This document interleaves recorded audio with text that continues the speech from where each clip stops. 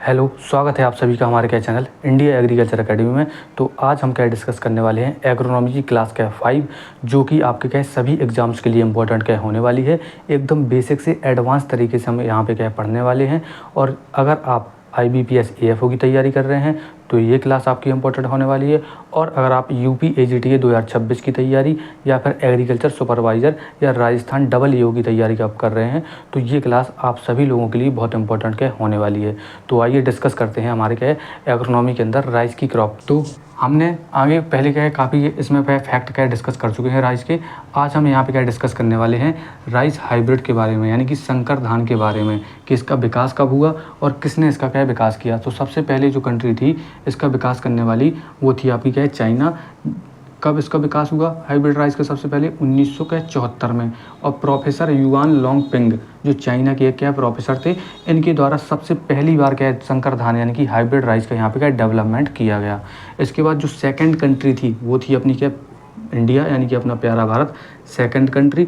और इसने सबसे पहले MGR1 या CORH1, CORH इसका नाम इसलिए है क्योंकि ये कोयम्बटूर से डेवलप्ड हुई थी। तो CO मतलब हो गया कोयम्बटूर, RH मतलब हो गया राइस हाइब्रिड 1। डेवलप्ड कहाँ से की गई, कोयम्बटूर तमिलनाडु में। कहाँ से, तमिलनाडु एग्रीकल्चर यूनिवर्सिटी 1994 में, इसलिए इसका नाम क्या है CORH का 1 है।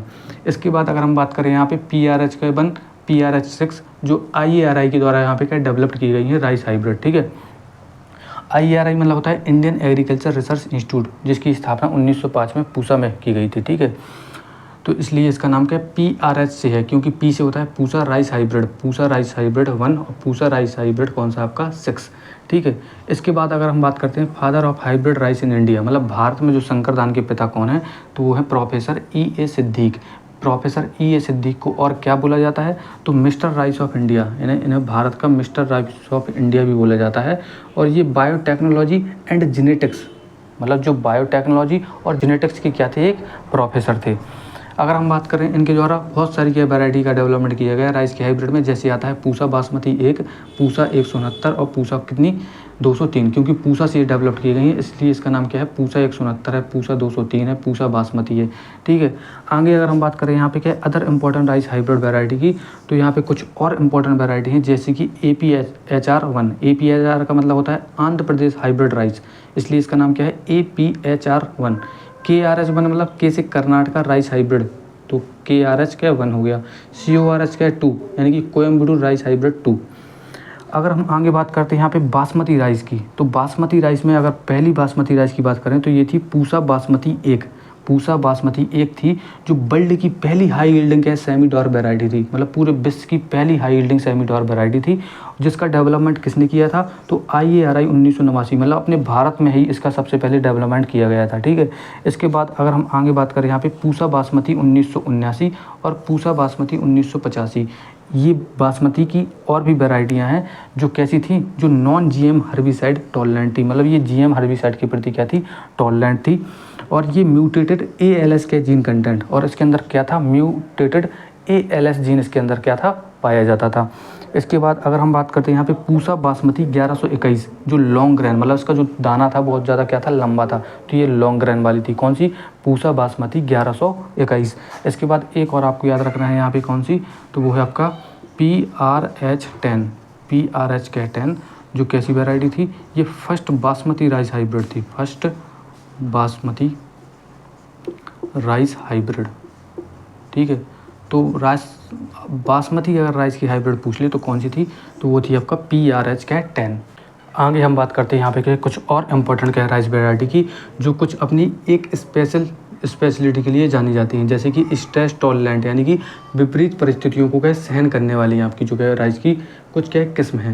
जैसे कि यहाँ पे क्या वैरायटी दी गई हैं, यहाँ पे वो कौन सी कंडीशन को यानी कि टॉलरेंट कर सकती हैं, यानी कि सहन कर सकती हैं। ठीक है, तो पहली आती है आपकी कौन सी, आपका पूसा बासमती के 1509, पूसा बासमती के 1509 जो वैरायटी है ये आपकी क्या है ड्रॉट टॉलरेंट, यानी कि सूखा सहनशील है, और अर्ली मैच्योरिंग यानी कि जल्दी क्या है पकने वाली क्या वैरायटी है। ठीक है, दूसरी आती है आपकी सभांगी क्या धान, कौन सी, सभांगी धान, जो ड्रॉट टॉलरेंट यानी कि ये भी आपकी कौन सी है, सूखा सहनशील क्या वैरायटी है।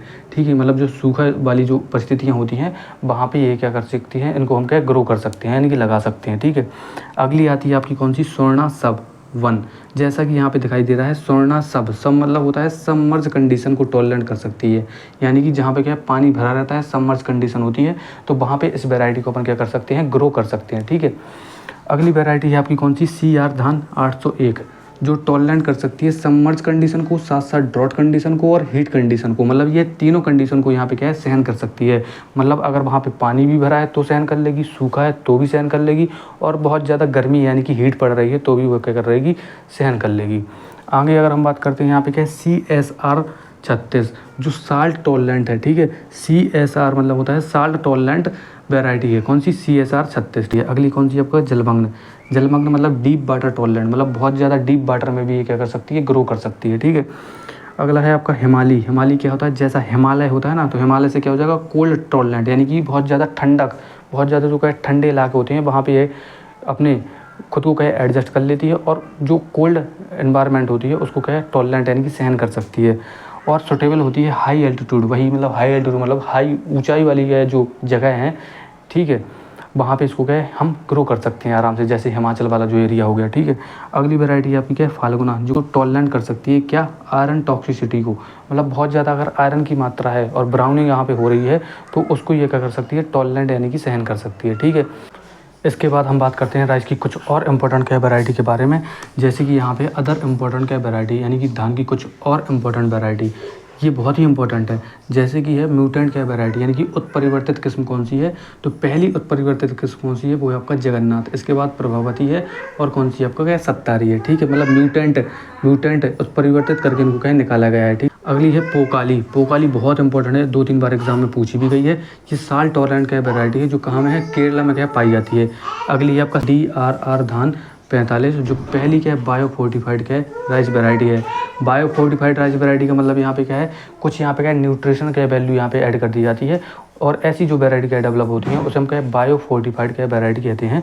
और इसमें क्या जिंक की जो क्या मात्रा होती है वो 22.3 मिलीग्राम प्रति किलोग्राम यहाँ पे क्या देखने को मिलती है।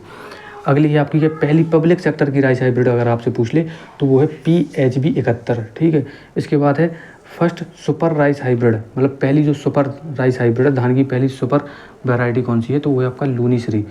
अगली यहाँ पे कौन सी, वैरायटी फॉर डायरेक्ट सीड, मतलब इसको डायरेक्ट सीडिंग हम कर सके, इसकी क्या है नर्सरी क्या है नहीं लगाते हैं, सीधा हम क्या है खेत में जाकर इसकी क्या है डायरेक्ट सीडिंग कर देते हैं, डायरेक्ट क्या बुवाई कर देते हैं। तो इसमें आती है आपकी क्या है बाला कावेरी नगीना 22। इसके बाद अगली है bacterial leaf blight tolerant variety. Bacterial leaf blight एक क्या डिजीज़ होता है राइस में, तो इसके लिए कौन सी वैरायटी उपयुक्त रहती है, तो वो है आपका TKM6 वैरायटी बहुत इंपॉर्टेंट है, जो BLB का टॉलरेंट वैरायटी होती है। अगली है फर्स्ट प्रोटीन रिच वैरायटी, मतलब प्रोटीन की मात्रा जिसमें बहुत ज़्यादा है, प्रोटीन रिच वैरायटी कौन सी है, तो वो है आपका CRR धान 310, याद रखना है। अगली है आपकी क्या एरोबिक राइस का मतलब है जो वाटर लॉज्ड कंडीशन में क्या ना होकर के खुली फील्ड में हम उसको क्या एरोबिक राइस बोलते हैं। तो ऐसी जो धान होती है इनकी किस्म कौन सी है, तो वो है आपका पूसा हाइब्रिड क्या 10 है। कौन सी है, पूसा हाइब्रिड क्या 10 है, और पूसा सुगंध 3 है, और पूसा सुगंध क्या 5 है, जो एरोबिक कंडीशन में हम उगाते हैं। ठीक है, एरोबिक का मतलब होता है जैसे अभी हमारे यहाँ पे जो क्या खेती होती है वो पानी भर के फिर अब उसमें क्या पडलिंग करके फिर उसमें क्या जो नर्सरी वाली पौध होती है उनको हम क्या रोपण करते हैं, तो वो होती है वाटर लॉज का राइस कल्टीवेशन। लेकिन एक होता है एरोबिक, मतलब उसमें हम क्या पानी नहीं भरते हैं, डायरेक्ट क्या सीडर के द्वारा जो करते हैं वो आपकी होती है कौन सी, एरोबिक राइस होती है। ठीक है, अगला है यहाँ पे क्या है और भी इंपॉर्टेंट वैरायटी है, जैसे कि एक है क्या नॉरन 8 है, नॉरन 18 है, सीता है, पंकज है, साबरमती है, गरिमा है, हेमा है, राजेश्वरी है, स्वर्णा है, IR 64 है, BPT 5240 है, गोविंद भोग है जो कहाँ की, पश्चिम बंगाल की है। और एक है आपका काला नमक, जिसमें क्या होता है इसकी जो भूसी होती है वो काले कलर की होती है, इसलिए इसका नाम क्या है काला नमक है, और जो कहाँ पे UP में क्या है ग्रो की जाती है। ठीक है, तो आज की वीडियो में हमने जाना यहाँ पे राइस की कुछ इंपॉर्टेंट वैरायटी, बहुत सारी वैरायटी हैं लेकिन सारी की सारी क्या है इंपॉर्टेंट है, क्योंकि राइस की फसल सबसे ज़्यादा एग्जाम में क्या आती है और यहाँ से बहुत ज़्यादा क्या क्वेश्चन भी क्या पूछे जाते हैं। तो नेक्स्ट वीडियो में हम क्या जानेंगे यहाँ पे राइस की climate, soil, sowing time, seed rate and और भी बहुत कुछ जानेंगे। ठीक है, तो आपको वीडियो कैसी लगी, और अगर आपको हमारी वीडियो पसंद आई है तो हमारे क्या चैनल को सब्सक्राइब करें, वीडियो को लाइक और क्या शेयर करें। मिलते हैं आपसे क्या नेक्स्ट वीडियो में। जय हिंद, वंदे मातरम।